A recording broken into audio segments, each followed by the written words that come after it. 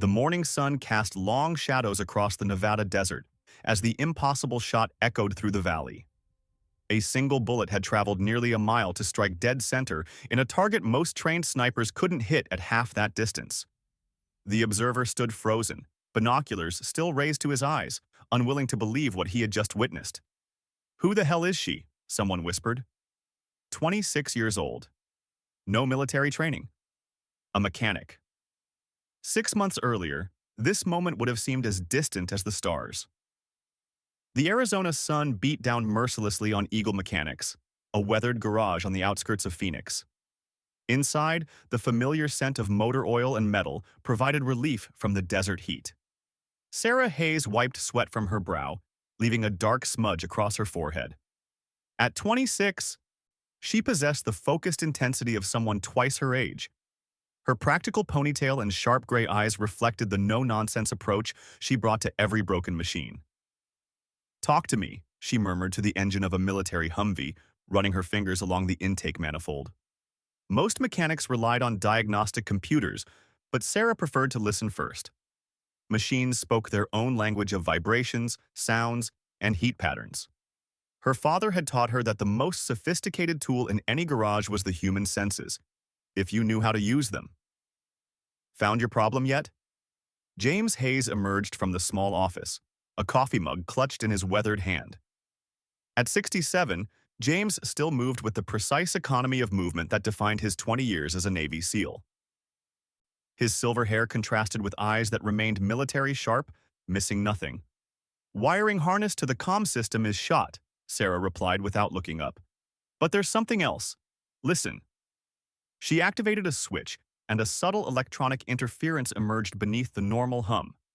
Signal bleed from the encryption module. Most people would miss it with all the noise from the harness. James smiled with quiet pride.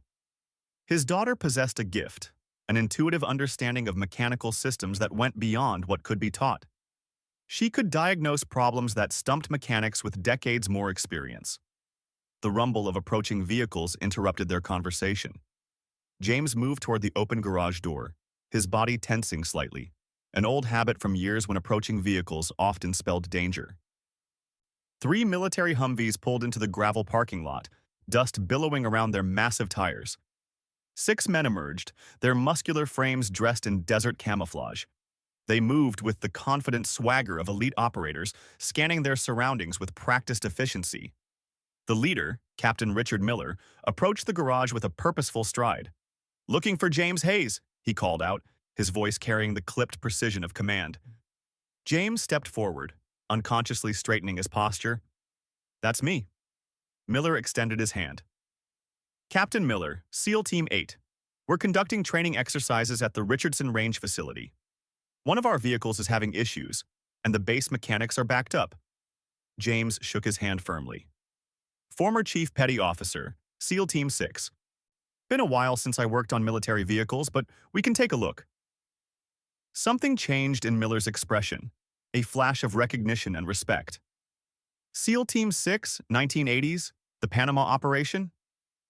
"Different era," James said, his voice suddenly tight. "My daughter's the real genius here. Sarah, this is Captain Miller."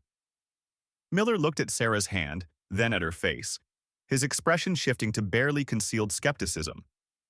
He turned back to James. "No offense, but we need this fixed right. Military vehicles are different from civilian rides." Sarah dropped her hand, her jaw tightening. She'd encountered this attitude before. The assumption that her gender somehow diminished her mechanical abilities. James crossed his arms. "Captain, my daughter can strip down and rebuild an M1 Abrams transmission blindfolded. These Humvees are simple by comparison." Miller hesitated, then shrugged. "Your shop, your call." As Sarah worked on the Humvee, she became aware of the conversation among Miller's team near the water cooler. "Another miss yesterday," one of them said. 12 out of 20 targets. Command is losing patience." "It's those new scopes," another replied. "The M110 SASR is supposed to be state-of-the-art, but something's off." Miller joined them, frustration evident. "The instructors are blaming operator error, said we're not adapting to the new equipment properly." Sarah continued working, but her ears perked up. She'd grown up listening to her father explain the intricacies of military weaponry, particularly sniper systems. Maybe it's not the equipment, she said quietly, tightening a connection. The conversation stopped. Miller turned toward her, eyebrows raised. Excuse me? Sarah hesitated, then continued. Sometimes the problem is simpler than people think. New technology requires new approaches. If you're using old techniques with new equipment, you might be fighting the very advantages it was designed to provide. Miller crossed his arms. With all due respect, Ms. Hayes, what would you know about precision shooting systems? Sarah closed the access panel. I know about precision engines. Firearms are just mechanical systems operating under physical laws. Try starting it now. One of Miller's men climbed into the driver's seat and turned the ignition. The engine roared to life with a smooth, powerful sound, the previous interference completely gone. Fixed, Sarah said simply. Miller studied her, a new curiosity in his eyes. You said your father taught you about precision. Were you referring to engines or shooting? Both, Sarah replied. Any chance you'd be willing to take a look at our setup? Maybe offer some insights? Sarah caught her father's warning glance but ignored it. I'd be willing to take a look. Tell you what, Miller said with a competitive smile. Come to Richardson Range tomorrow.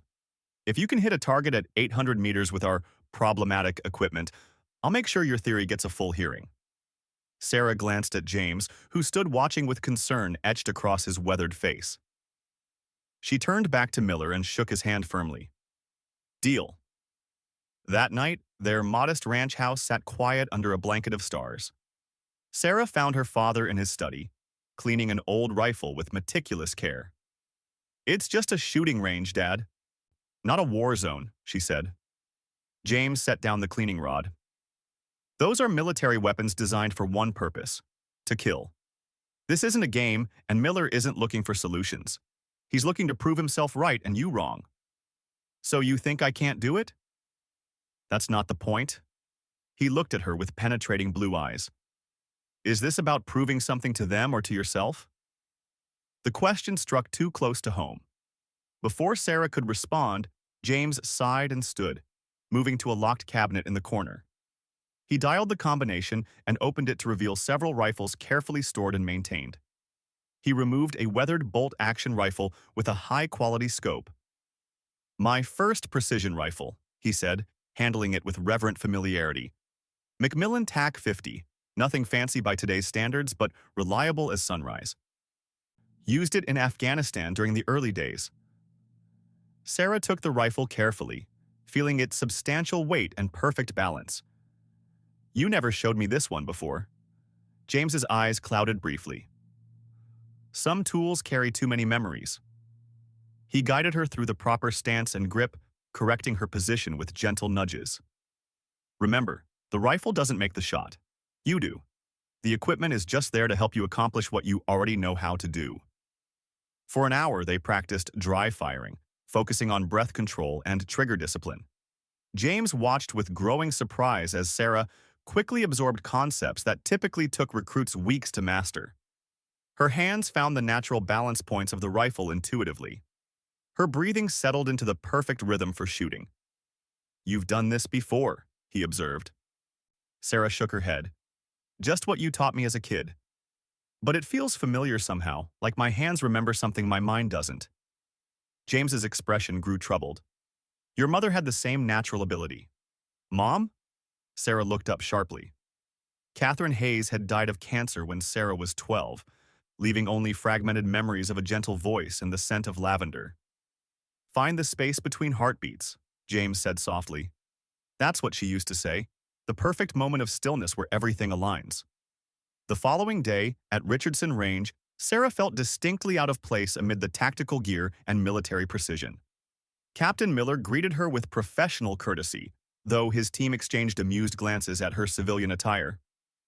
Standard M110 semi-automatic sniper rifle, Miller explained, handing her the weapon.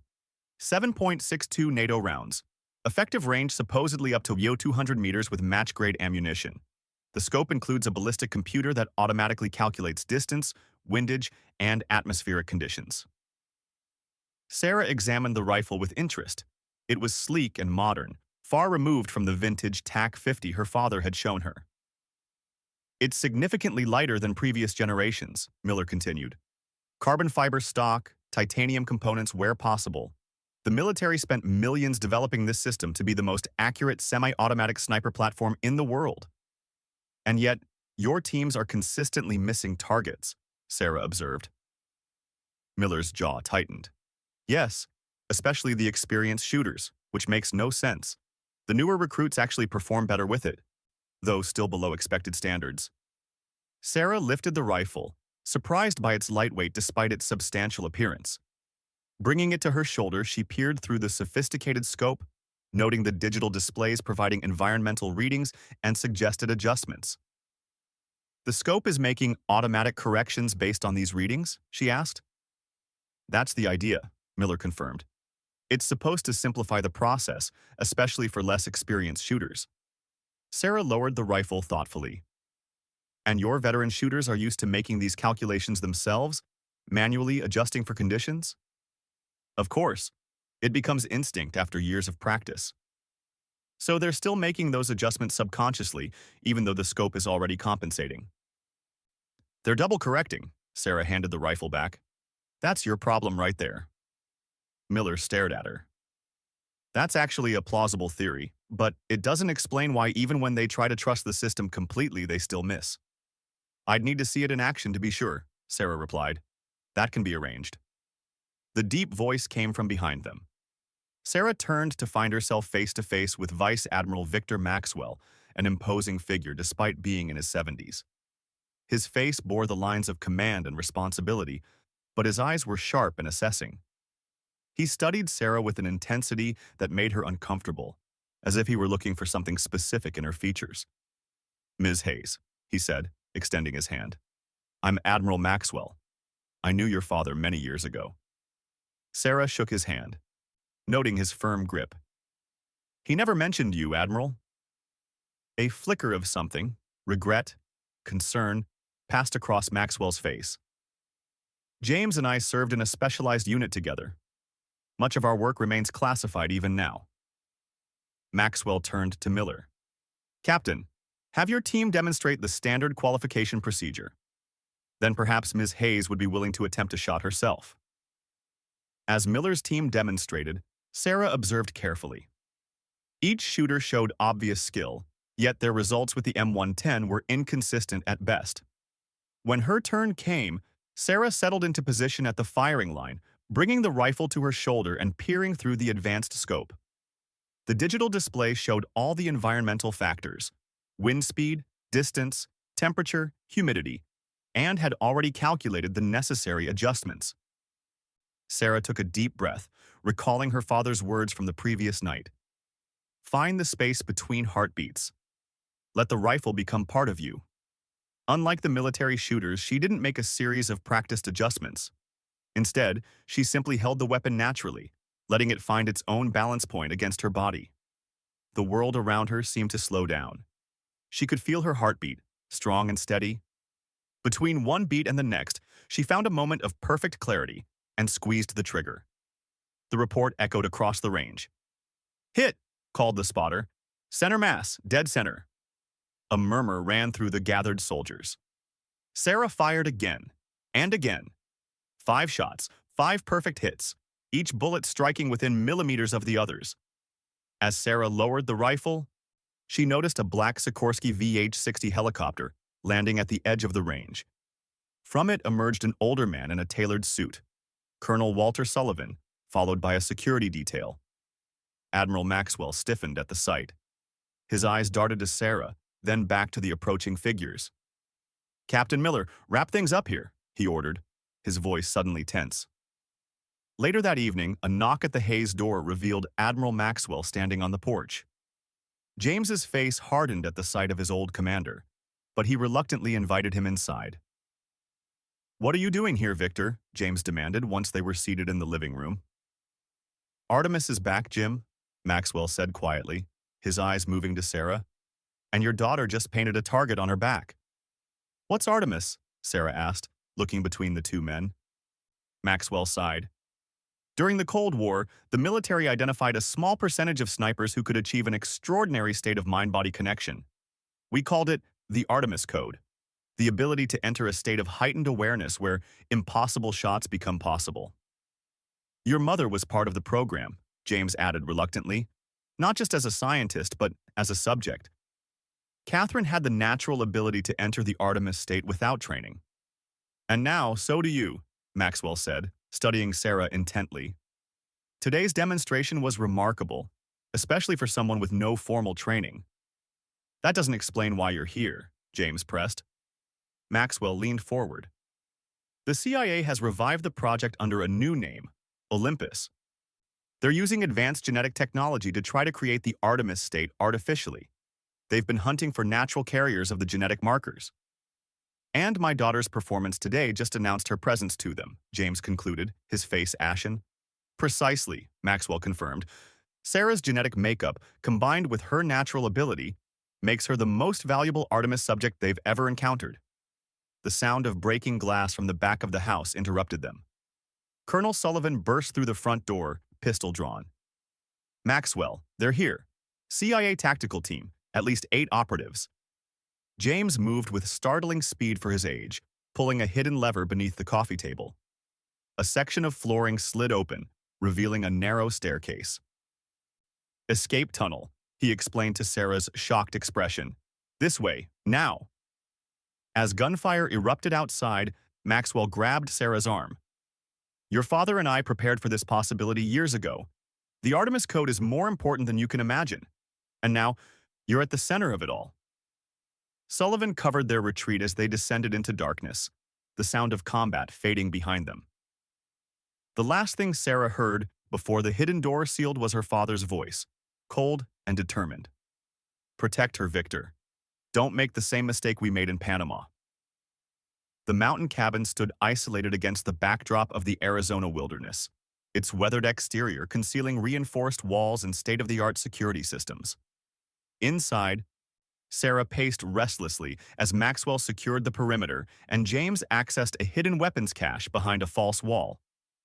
I deserve the full truth, Sarah demanded. What is the Artemis Code really? Why is the CIA hunting me? What happened in Panama? James exchanged a look with Maxwell, then nodded slowly. You're right. You need to know everything. The Artemis project began in 1982, Maxwell explained, as a DARPA initiative to study extraordinary marksmen. We discovered certain individuals could achieve a unique neurological state, a perfect harmony between perception, calculation, and action. Your mother was a molecular biologist assigned to study these subjects, James continued. But during routine testing, we discovered Catherine possessed the ability herself, to an extraordinary degree. She could enter what we called the space between heartbeats at will. Sarah struggled to reconcile this information with her limited memories of her mother. Mom was a scientist, not a soldier. She was both, in her way, Maxwell said. Catherine believed the Artemis state wasn't just about marksmanship. It was a profound form of human potential, a higher state of consciousness that allowed perfect alignment with one's environment. Then came Panama, 1989. James's voice hardened. A black operation that went catastrophically wrong. Maxwell took over the narrative. The CIA division overseeing Artemis, led by General Harold Weathers, decided to accelerate the program. They developed a serum derived from the blood of natural Artemis subjects, combined with neural enhancers. They tested it on captured insurgents. The results were initially promising, James said grimly. Enhanced subjects achieved remarkable accuracy. But within hours, their neural pathways began degrading. They became violent, paranoid, and lethal. 7 scientists died before the subjects were neutralized. Most of them, Sullivan corrected, entering the room, his shoulder bandaged from a graze wound sustained during their escape. 3 test subjects survived. They formed the nucleus of what became the Thanatos Squad, genetically enhanced operators with artificial Artemis capabilities. But they're unstable, Maxwell added. Their neurological systems are slowly breaking down. Weathers needs a solution, and your natural genetic makeup might be the key. Weathers isn't CIA anymore, Sullivan revealed. He retired 5 years ago to become CEO of Atlas Corporation, a private military contractor developing specialized human assets for the highest bidder. Atlas is running Olympus now, outside government oversight. And my father? Sarah asked, connecting the pieces. Why take him? James met her gaze. Because I'm the only person ever injected with the Artemis serum who didn't develop the side effects. They want to know why I'm immune. Sullivan moved to a secure laptop, pulling up satellite imagery. Atlas has a research facility in the Nevada desert, disguised as a private security training center. According to my intelligence, that's where they've taken James. We need to get him out, Sarah insisted. Not just him, Maxwell countered. We need to expose Olympus and shut it down permanently. If Weathers combines your natural Artemis genetics with their artificial enhancement process, he'll create an army of perfect killers for sale to the highest bidder. Sullivan outlined their assets. Himself, Maxwell, and 2 former operatives loyal to Maxwell. Captain Miller is our inside man, he revealed. He's been suspicious of Atlas for months, gathering intelligence on their operations. What about me? Sarah asked. Maxwell studied her thoughtfully. You're our ace, Sarah. With your natural Artemis ability, you can infiltrate their facility in a way none of us can. For the next 48 hours, the cabin became an intensive training ground. Maxwell drilled Sarah on tactical movement and weapons handling, while Sullivan taught her the finer points of infiltration and intelligence gathering. To her surprise, she absorbed the training with the same intuitive ease she had shown with the rifle. Your Artemis ability isn't just about shooting, Maxwell explained as they practiced. It's about heightened situational awareness, the perfect alignment of mind and body with your environment. Some call it flow state, but it's much more profound. Sarah discovered she could extend the space between heartbeats to other activities, perceiving micro-expressions that revealed lies, sensing threats before they materialized, even predicting complex movement patterns in combat exercises. Your mother could do this too, James had told her during their firearms training. She called it seeing the world in slow motion, not literally slower, but with perfect clarity and connection. Captain Miller arrived on the second night, bringing crucial intelligence. Weathers is accelerating his timeline. He's scheduled a procedure on James for tomorrow night, some kind of experimental gene therapy combining his immunity factors with the latest Artemis serum. Their plan crystallized. Sarah would enter the Atlas facility, posing as a marksmanship recruit brought in by Miller for evaluation. Meanwhile, Maxwell's team would prepare for extraction once Sarah located James and gathered evidence of the illegal Olympus program.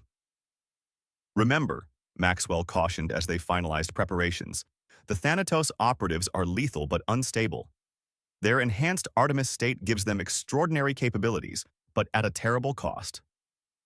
Their minds are fracturing, making them unpredictable and dangerous. The Atlas facility rose from the Nevada desert like a corporate fortress, sleek modern architecture surrounded by multiple security perimeters. Captain Miller escorted Sarah through the main gate, her credentials identifying her as Army Sergeant Lisa Reynolds, a marksmanship instructor flagged for special evaluation. Dr. Eleanor Reed will assess you first, Miller murmured as they crossed the lobby. She's Weathers' chief scientist, brilliant but fully committed to Olympus. Be careful what you reveal. Dr. Reed proved to be a slender woman in her 50s with calculating eyes behind rimless glasses. Your preliminary scores are impressive, Sergeant Reynolds, she said, reviewing Miller's fabricated file. Particularly your adaptability to different weapon systems without prior familiarization. The initial assessment included psychological profiling, physical examinations, and a baseline marksmanship test. Sarah deliberately performed well, but not exceptionally, demonstrating solid skill without revealing her full Artemis capability. Promising, Reed noted, but not extraordinary. Still, your adaptability metrics are unusual. I'd like to run some additional tests. These additional tests provided Sarah her first glimpse into the true nature of Olympus. Advanced neurological scanning equipment measured her brain activity during shooting exercises, while blood samples were rushed to an on-site laboratory for genetic analysis. There's something unusual in your limbic regulation, Reed commented, studying real-time brain scans as Sarah completed a virtual reality shooting scenario. A pattern I've only seen in a handful of subjects, Sarah maintained her cover, but inside, she recognized the danger. They were specifically looking for Artemis markers and finding them. Following the tests, Reed authorized a facility orientation that would take Sarah through secure areas normally off-limits to new recruits. This was her opportunity. As they moved deeper into the complex, Sarah activated the subdermal tracking device Sullivan had provided, allowing Maxwell's team to monitor her location. The true heart of Atlas revealed itself as they descended to the subterranean research level. Through observation windows, Sarah glimpsed laboratories where scientists worked on human subjects, some willingly undergoing procedures, others strapped to examination tables. Our pioneering neurological enhancement program, Reed explained with clinical detachment. Volunteers from special operations backgrounds, receiving treatments to optimize combat performance. In one secured ward, Sarah observed men in physical therapy, moving with unnatural precision but exhibiting disturbing tics and tremors. Their eyes held a feverish intensity, their movements simultaneously fluid and jerky. Thanatos Squad, Reed said with a hint of pride. Our first-generation enhanced operators. They've achieved remarkable results, though we're still refining the process to eliminate certain side effects. Side effects? Sarah asked carefully. Neurological instability, cognitive degradation. Nothing we can't solve with the right genetic template. Reed's eyes studied Sarah with new intensity. Which brings me to why Captain Miller really brought you here, Ms. Hayes.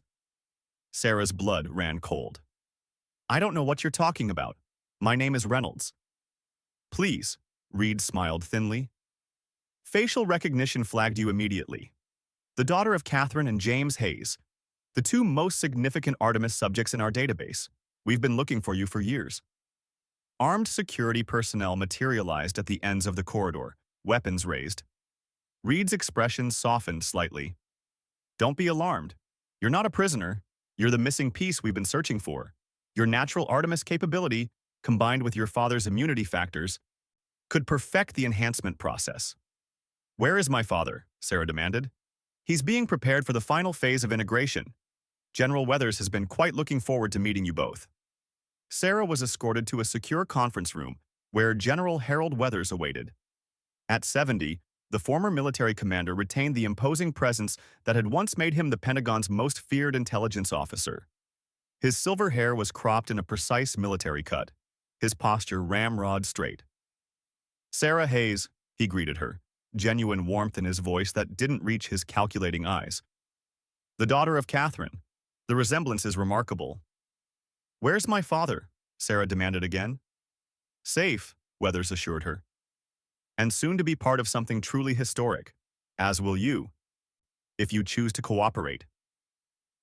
Through the glass wall behind him, Sarah could see a medical theater where teams of scientists prepared equipment around an operating table. James was nowhere in sight. What you're doing is illegal, Sarah challenged. Human experimentation, unauthorized genetic modification, kidnapping. What I'm doing, Weathers interrupted calmly, is securing America's future. Do you think the Russians aren't developing their own enhanced soldier programs? The Chinese. We can't afford to fall behind in this new arms race. By creating unstable killers? I've seen your Thanatos operatives. They're breaking down.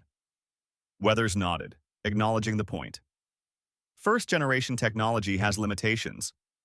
But with your genetic material, combined with your father's immunity factors, we can create the perfect Artemis enhancement, stable, controllable, and reproducible.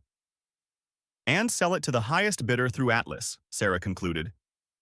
Provide it to carefully vetted clients, Weathers corrected, including our own military. I'm a patriot, Ms. Hayes, not a war profiteer. A scientist entered, handing Weathers a tablet. He reviewed it, his expression shifting to one of triumph. Your preliminary genetic screening confirms it. You have the complete Artemis marker set, even more pronounced than your mother's. He looked up at Sarah. You have a choice. Volunteer, and your father lives. Refuse, and we'll proceed without your consent. Before Sarah could respond, alarms blared throughout the facility. Weathers turned to a security monitor, his face darkening. Perimeter breach, multiple points of entry. Maxwell's extraction team had arrived, earlier than planned. Weathers barked orders to secure the facility, then turned back to Sarah. "It seems your friends are attempting a rescue. Unwise of them." The door burst open as a security team rushed in to escort Weathers to safety. In the momentary confusion, Sarah slipped away down a side corridor, using the chaos of the security response to move deeper into the facility.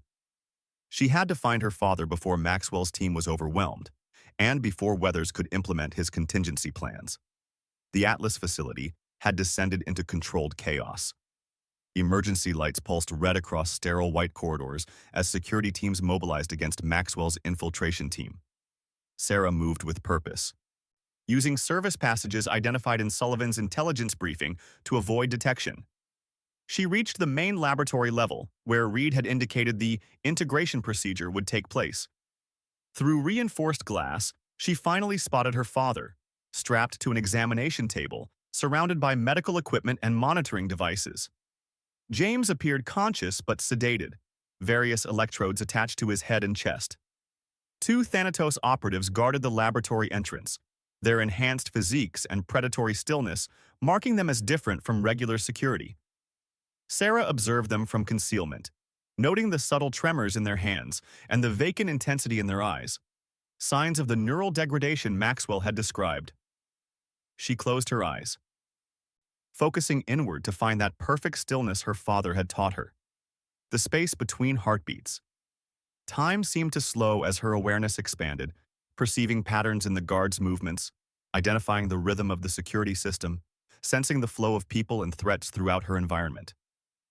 When she moved, it was with precision that seemed almost supernatural, timing her approach to coincide with a momentary blind spot in the guard's awareness. The first Thanatos operative sensed her too late, his enhanced reflexes slowed by the neurological damage of his artificial Artemis state.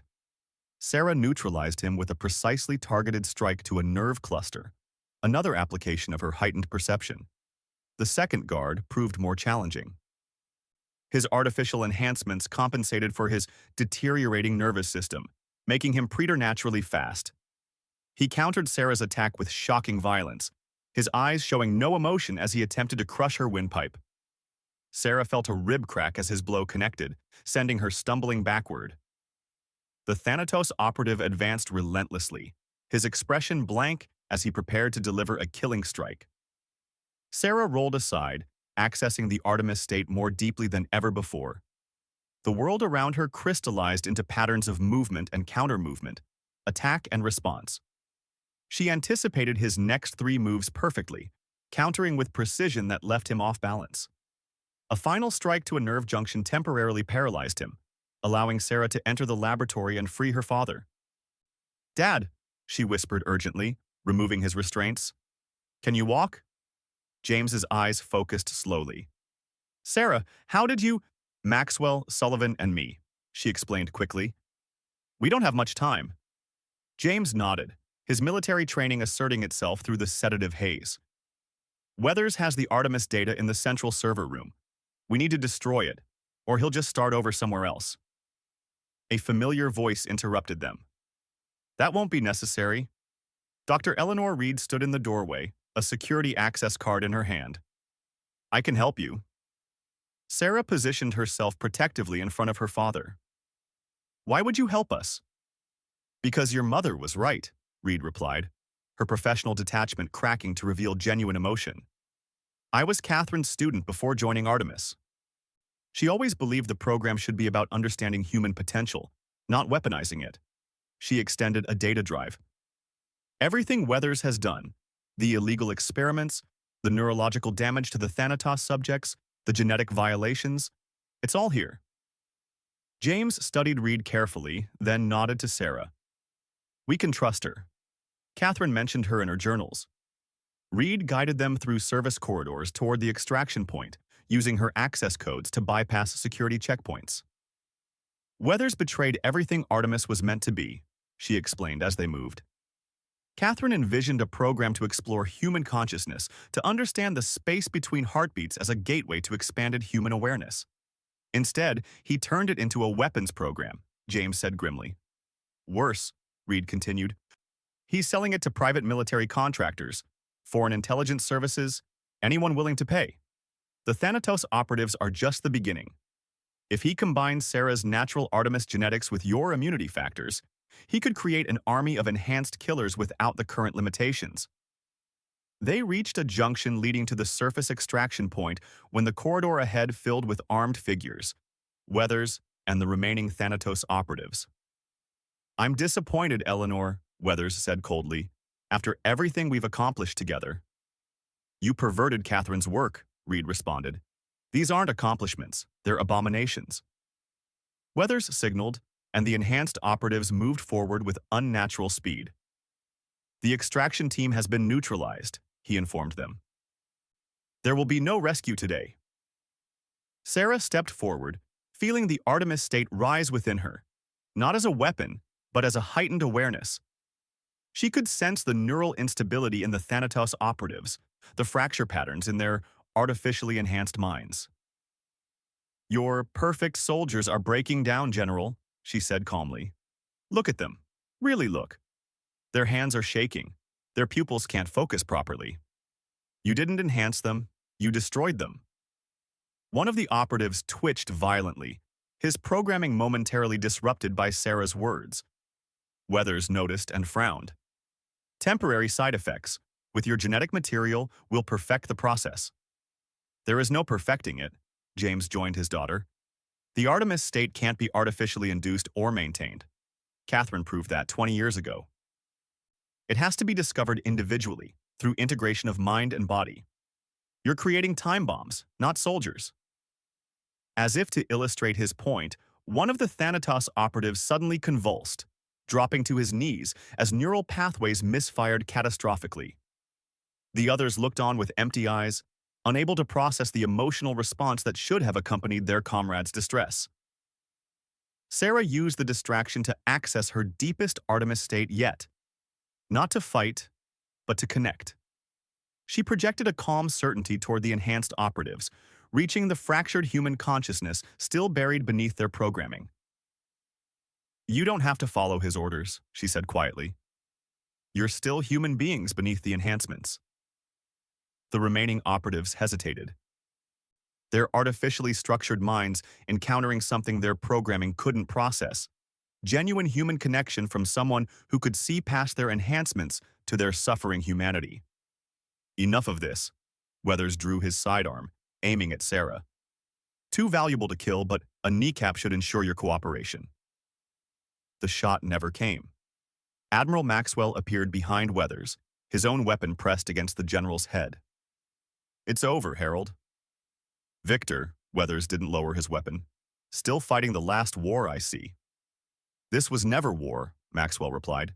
"This was science perverted by ambition. Catherine would be disgusted by what you've done to her research." Sullivan and Miller appeared with the rest of the extraction team, securing the area. The Thanatos operatives, without direct orders, stood down, their programming insufficient to handle the complexity of the situation. "The facility is compromised," Sullivan reported. "Military police are en route. Apparently, someone leaked information about unauthorized human experimentation to the Pentagon's Inspector General." Reed held up the data drive. "And here's all the evidence they'll need." Weathers laughed bitterly. "You think this ends with me? Every major power is developing enhanced soldier programs. If America doesn't lead this revolution, we'll be left defenseless against those who do." "There are lines we don't cross," James said firmly. "Even in war, especially in war. That's what separates us from those we fight." As they prepared to leave, one of the Thanatos operatives suddenly charged Weathers with inhuman speed, his programming finally collapsing into rage against his creator. Weathers fired twice, hitting the enhanced soldier in the chest, but the operative's momentum carried him forward. Sarah moved without thinking, intercepting the Thanatos operative before he could reach Weathers. Using her Artemis awareness, she redirected his attack, neutralizing him without further injury. Weathers stared at Sarah in shock. "You saved me. Why?" "Because that's the difference between us," Sarah replied. "I see him as a human being you destroyed, not as a weapon that malfunctioned." 1 year later, the Hayes Center for Advanced Human Performance opened its doors in Colorado. Founded by Sarah and James Hayes, with support from Admiral Maxwell and Dr. Reed, the center focused on developing the natural human potential that Catherine Hayes had originally sought to understand. Former Thanatos operatives came for treatment, learning to manage their enhancements and recover their humanity. Military personnel trained to access their natural abilities without artificial augmentation. And Sarah Hayes, once a mechanic who could hear engines speak, now taught others to find their own version of the space between heartbeats. In her private office, Sarah watched an old video recording of her mother explaining the Artemis Code to a room full of scientists. "It's not about creating perfect soldiers," Catherine Hayes said, her voice still clear after all these years. "It's about understanding human potential in its purest form, the perfect alignment of mind, body, and environment. The space between heartbeats isn't a weapon. It's a doorway to what we might become." Sarah touched the screen gently, feeling a connection to the mother she'd barely known. James entered, carrying a folder stamped with classified markings. "Intelligence reports," he explained. "Private military corporations in 3 countries attempting to replicate Olympus. They'll never stop trying, Sarah." She nodded, understanding the weight of her inheritance, not just the genetic gift of Artemis, but the responsibility it carried. "Then we'll never stop showing them a better way," she replied, looking out at the training grounds where people learn to find their own space between heartbeats, not as weapons, but as human beings discovering their fullest potential. That's our duty to the Artemis Code. Outside, the Colorado mountains stood silent witness to a promise kept, a legacy honored, and a future where human potential would be developed with wisdom rather than weaponized by fear. All because one woman had found the perfect moment of clarity between one heartbeat and the next.